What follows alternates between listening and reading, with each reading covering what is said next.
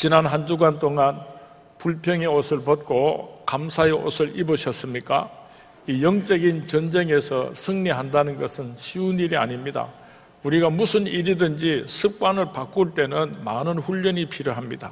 늘 불평하기 좋아하던 입술이 한꺼번에 불평이 사라지고 감사하는 입술이 되는 것이 아니고 자꾸 싸우다가 보면은 불평과 감사가 비슷해질 때가 올 것입니다. 그때부터는 참 재미있어집니다. 왜냐하면 그때까지가 제일 어렵고 내 입에서 불평보다도 감사가 더 많아지기 시작하면서 나의 삶이 온전하게 바뀌게 될 줄로 믿습니다. 제가 얼마 전부터 자전거를 타기 시작을 했습니다. 이 자전거를 타보니까 제일 어려운 것이 엉덩이가 아픈 것입니다. 이 엉덩이에 근육이 안 붙으니까 한 5km만 타도 막 얼마나 엉덩이가 아프든지 들었다가 내렸다가 그렇게 애를 먹었는데 한 번 타고 두 번 타고 한 5번쯤 타니까요 엉덩이 구동살이 배기기 시작하고 이제는 한 25km 정도 타는 거는 별로 걱정 안 하고 한숨에 달려갑니다.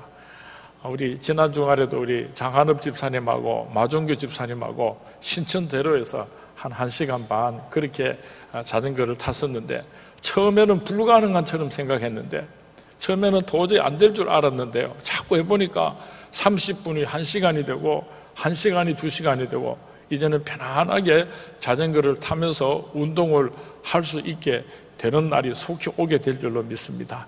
이번 한 주간 동안에도 우리 성도님들 영적으로 전쟁하시기 바랍니다.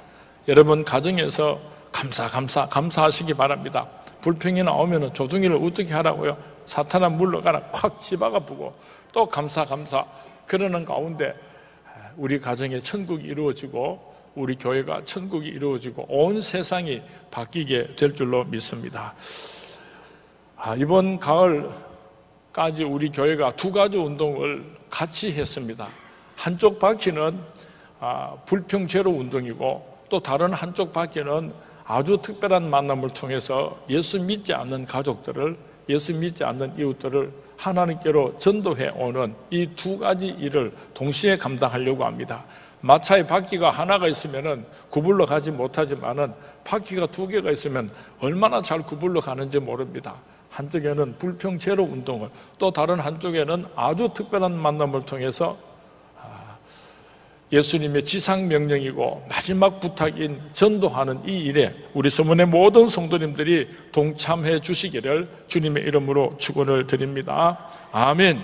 지난 주간에 우리 성도님들 웃는 얼굴들을 다 찍어가지고 이렇게 포스터에 만들었습니다.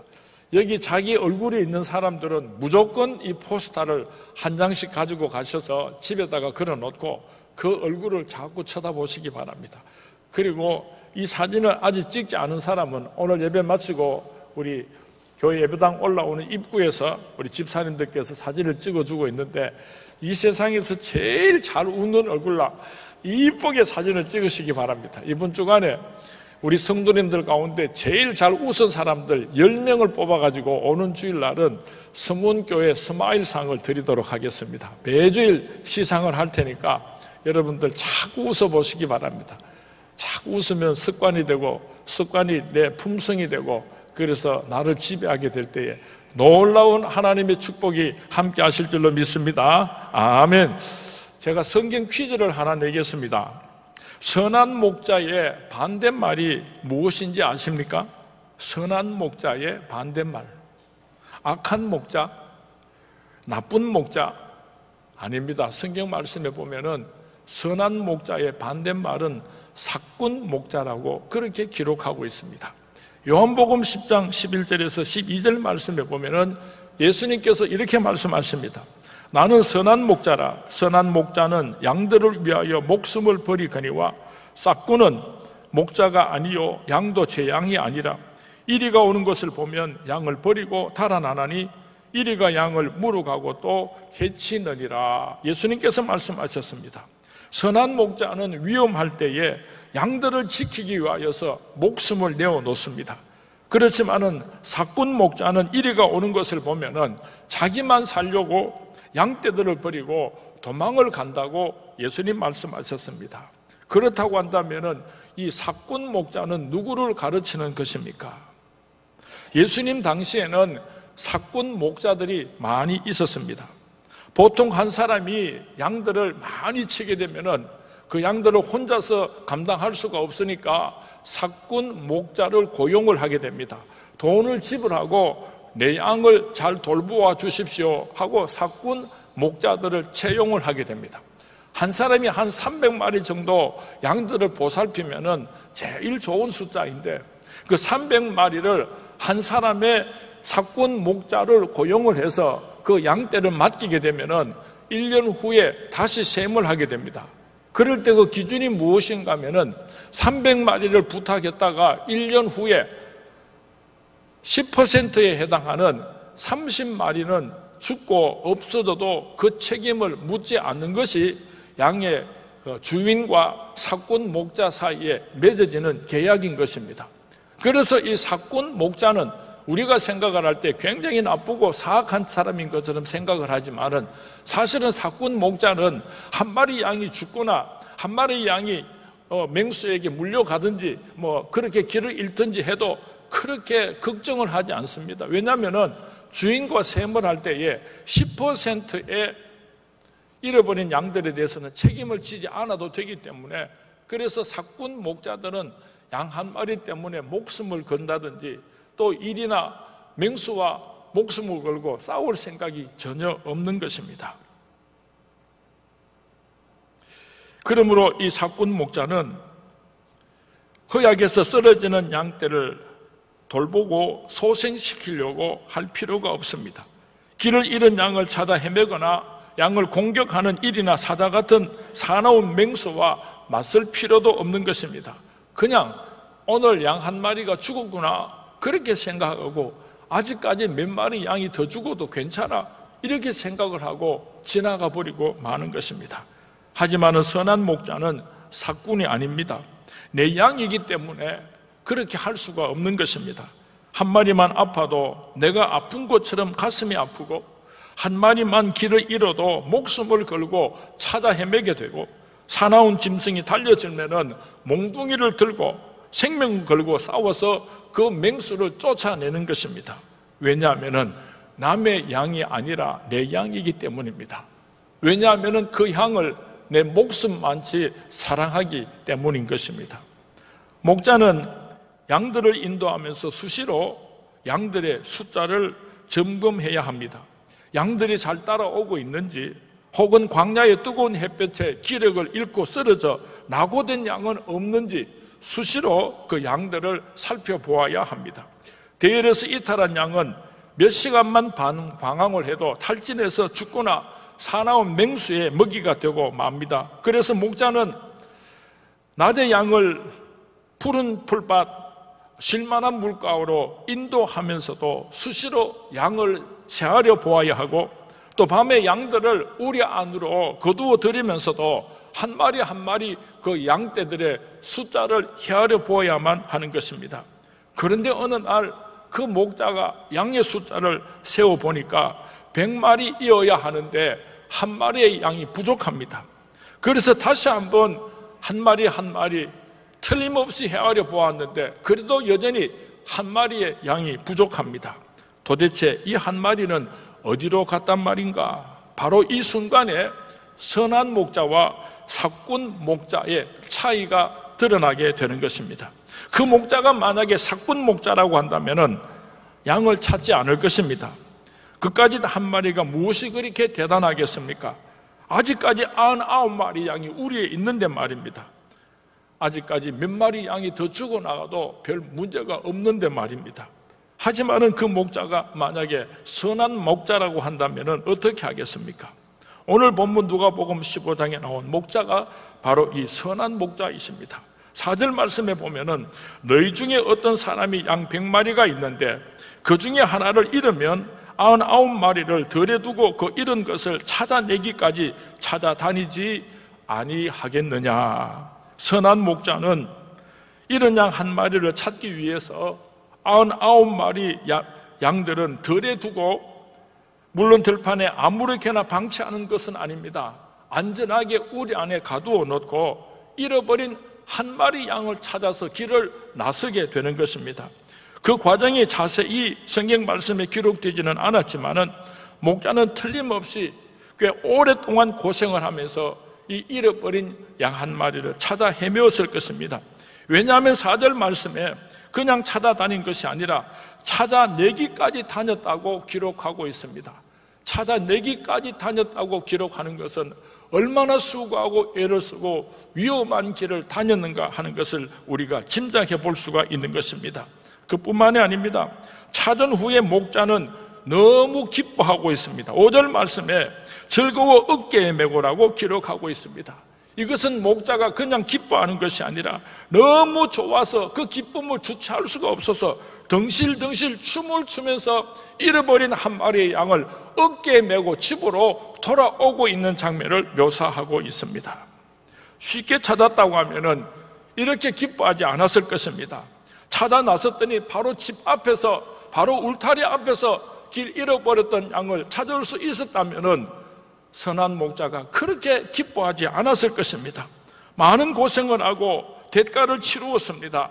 그리고 마침내 그 양을 그 가시덤 불 속에서 건져낼 수 있었기 때문에 목자는 너무나 기쁘고 행복했던 것입니다.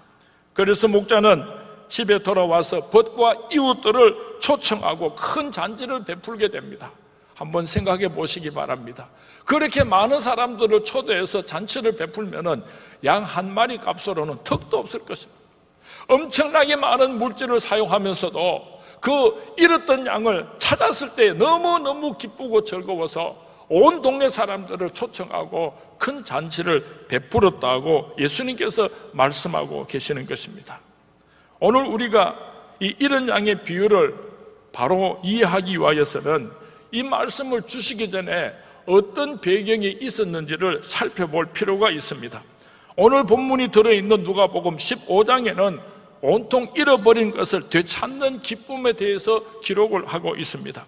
누가복음 15장에는 우리가 잘 아는 대로 세 가지를 잃어버리고 다시 찾음으로 주인이 기뻐하는 것을 예수님께서 비유로 말씀하셨습니다.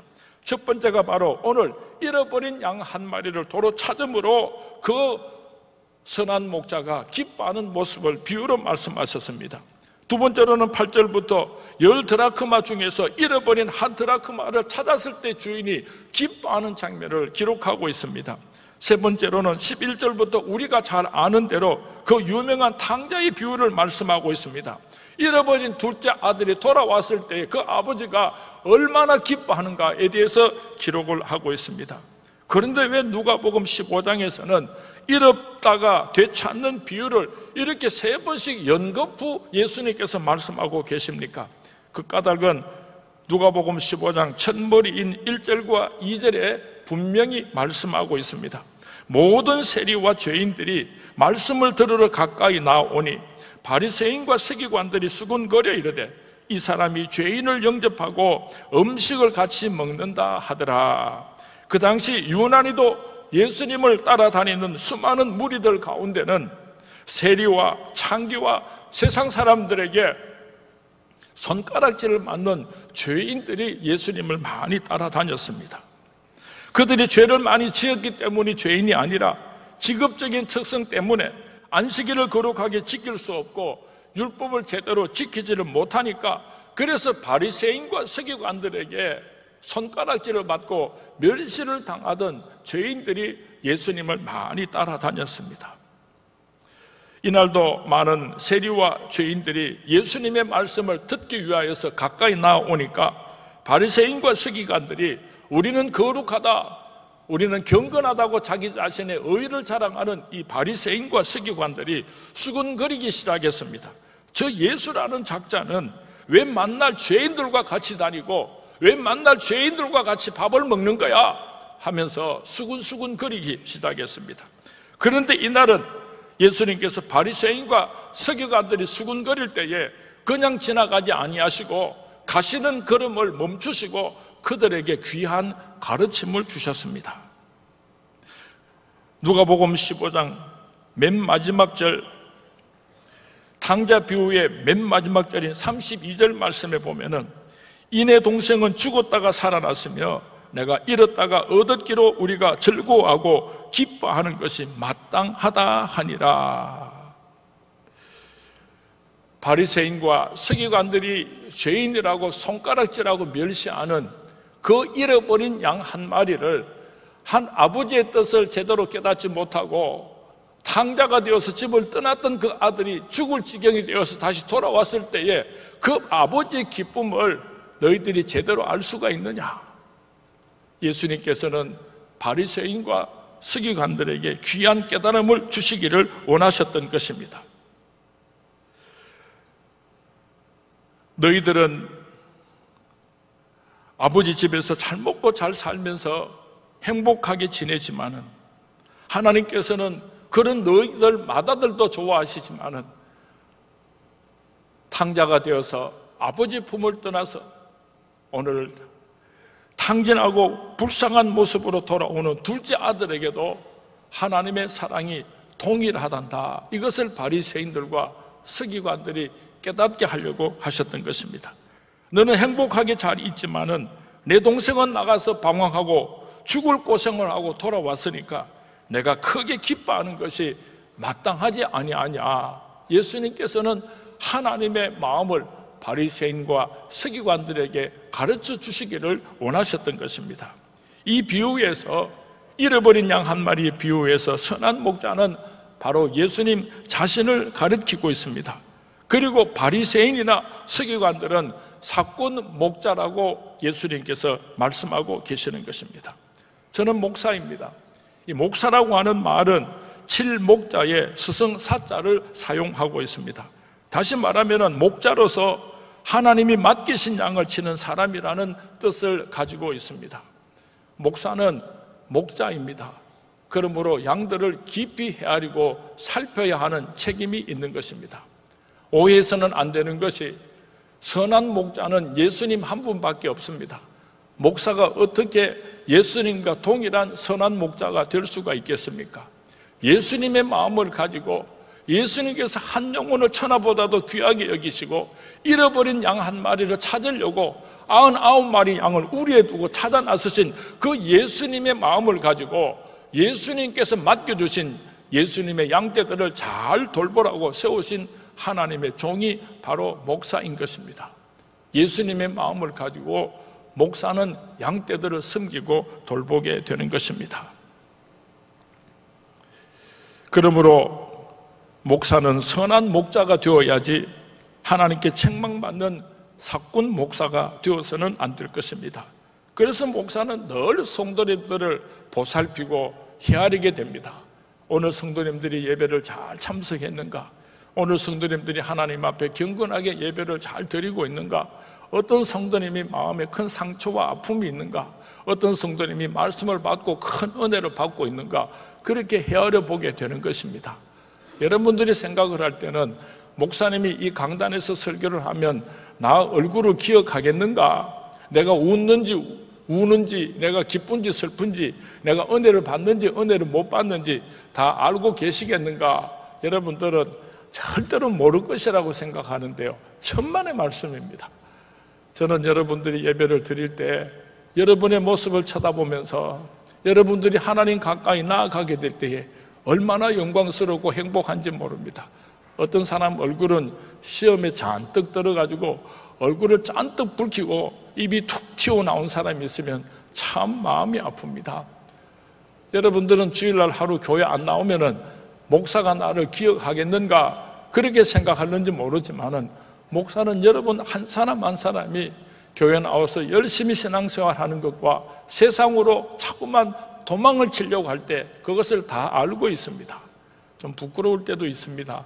어저께 어떤 집사님 한 분이 제게 손을 잡으면서 목사님, 제가 지난 몇 개월 동안 교회를 나오지를 못했어요.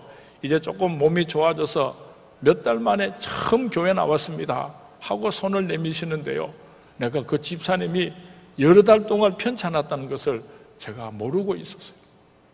얼마나 미안했는지 말이에요. 우리 교역자들이 제게 잘못한 거예요. 우리 교역자들에게 제가 부탁을 하는데 두 가지를 부탁합니다. 하나는 가난한 사람이든지 잘 사는 사람이든지 누구든지 돌아가시면은 꼭 발인 예배는 제가 드리려고 그렇게 최선을 다하고 있습니다. 두 번째로 잘 사는 사람이나 건강한 사람은 괜찮지만은 가난하고 병들고 어려운 사람이 힘들 때는 우리 교역자들에게 꼭 신방 갈 수 있도록 같이 의논하자고 부탁을 했는데 제가 제대로 살피지를 못해서 어저께는 이 목사로서 얼마나 부끄럽고 미안했는지 모릅니다. 혹시 여러분이 몸이 아파서 교회 나오지 못하면은요, 혹시 여러분이 사업이나 가정 문제로 인해서 신앙생활을 제대로 하지 못하면은 목사 가슴이 미어집니다. 선한 목자 되시는 예수님의 마음을 가지고 여러분들을 위해서 울면서 기도하고 여러분들이 그 모든 문제들이 해결되어서 함께 예배 드릴 수 있도록 이 목사는 여러분들을 위해서 기도한다는 것을 꼭 기억해 주시기를 바랍니다. 어떤 교인은 당돌하게 목사를 찾아와서 이런 말을 할 때가 있습니다. 목사님, 나 이제부터 서문교회 안 나옵니다. 이제는 목사님 다시 볼 일 없을 겁니다. 이런 식으로 말을 하고 문을 쾅 닫고 돌아서서 나가는 사람을 보면은요, 참 목사가 마음이 찢어집니다. 그럴 때는 이 목사가 가슴을 쥐어짜며 애통하며 회개하면서 눈물을 흘립니다. 하나님께서 맡겨주신 양을 이렇게 잃어버렸으니까 나는 사꾼입니다. 하나님 앞에서 엉엉 울 때도 있습니다. 제발 부탁드리는데 이런 사람이 한 사람도 없었으면 참 좋겠습니다. 사랑하는 우리 서문교회 장로님 여러분, 사랑하는 우리 서문교회 권사님, 모든 권사님들, 우리 서문교회 지도자들, 각 부서의 회장, 각 부서의 귀하게 섬김을 받는 일꾼들은요, 예수님의 마음을 가진 선한 목자들이 될 수 있기를 주님의 이름으로 부탁을 드립니다. 가정에서 어르신들은 할아버지나 할머니나 아버지나 어머니는 그 가족들을 천국으로 인도하기 위해서 하나님께서 세워놓으신 선한 목자라는 것을 꼭 기억할 수 있게 되기를 바랍니다. 선한 목자는 양들이 어려운 일을 당할 때에 목숨을 걸고 그들을 보호해주는 책임이 있습니다. 선한 목자는 양들이 혹시 길을 떠나서 잃어버리고 지금 어려운 곳에 위험한 곳에서 죽어가고 있을 때요, 가시덤불 속으로 찾아가서 어깨에 메고 돌아오는 그런 예수님의 마음을 가져야 할 줄로 믿습니다. 지금 내 곁에 있어야 할 성도님이 계시지 않습니다. 지금 나와 함께 예배를 드려야 할 사랑하는 가족이 내 곁에 없습니다. 어떤 이유에서이든지 양이 사라지고 그 양이 어디로 갔는지를, 지금 무엇을 하고 있는지를 모르고 있다고 한다면 하나님께서는 언젠간 우리에게 그 책임을 물으실 것입니다. 너는 선한 목자냐? 너는 악한 목자냐? 너는 선한 목자냐? 너는 악한 목자냐? 우리 서문교회가 교역자들뿐만 아니라 목사님, 전도사님뿐만 아니라 장로님, 집사님, 권사님뿐만 아니라 모든 성도님들이 한 마음으로 예수님의 마음을 가지고 잃어버린 한 마리의 양을 찾아갈 수 있는 그런 아름다운 서문교회가 된다면 얼마나 하나님께서 기뻐하시겠습니까? 길 잃은 양, 사라진 양 한 마리를 목사뿐만 아니라 온 성도님들이 같이 아파하면서 찾아낼 때까지 찾아 나서는 그런 서문교회가 잃어버린 양 한 마리를 찾아서 어깨에 메고 돌아올 때에 온 교회가 큰 자치를 베풀고 하나님께 영광을 올려드릴 수 있는 이런 아름다운 서문교회가 될 수 있기를 주님의 이름으로 축원을 드립니다. 많은 신학자들이 교회 성장학이나 전도학을 가르칠 때에 전도에서 들어온 성도들 가운데서 뒷문으로 빠져나가는 사람들은 있을 수밖에 없고 그것은 당연한 것처럼 강의를 하는 경우가 참 많습니다. 예를 들어서 올 한 해에 100명을 전도를 했는데 그 가운데서 한 3, 40명이 교회 출석하지 않는 것은 그렇게 나쁜 결과가 아니다, 당연히 있을 수 있는 결과라고 그렇게 교회 성장학을 가르치는 신학자들이 강의를 하고 합니다. 저도 그런 줄 알았습니다. 그래서 해마다 우리 교회 등록한 성도님들 가운데, 우리 교회 성도님들 가운데 많은 사람들이 빠져나가도 그것을 그렇게 이상하게 생각하지 않았던 사람입니다. 그러나 지난 한 주간 동안에 잃어버린 양 한 마리에 대한 예수님의 마음을 깊이 묵상하는 가운데 이것이 잘못되었다는 것을 저는 깨닫게 되었습니다. 10% 정도는 잃어버려도 괜찮다고 생각하는 바로 그 생각은 사꾼 목자의 생각이라는 것을 성령님을 통하여서 하나님께서는 저에게 깨닫게 하여 주셨습니다. 단 한 마리라도 하나님께서 얼마나 소중하게 여기십니까? 한 영혼을 천하보다도 귀하게 여기시는 하나님의 마음을 우리가 헤아릴 수 있었으면 좋겠습니다. 그래서 우리는 또 헤아리고 또 헤아려야지 되는 것입니다. 목사는 성도님들을 또 헤아리고 또 헤아리고, 성도님들은 여러분 가정의 자손들, 그 후손들 한 사람 한 사람을 또 헤아리고 또 헤아리면서 예수 믿지 않는 사람, 오늘 하나님의 품을 떠나 있는 사람들을 억지로라도 강권해서 그들을 어깨에 메고 하나님께로 인도해 올 수 있는 아름다운 서문교회가 될 수 있기를 주님의 이름으로 축원을 드립니다. 여러분이 사랑하는 어떤 물건을 잊어보신 적이 있습니까? 만약에 어떤 사람이 애지중지하는 애견을 잊어버렸다고 한번 가정을 해봅시다. 그러면은요, 온 동네로 돌아다니면서 걔 이름을 부릅니다. 그리고 만나는 사람에게마다 내가 걔를 잃어버렸는데 이런 걔를 보신 적이 없습니까? 하고 그렇게 물어보게 됩니다.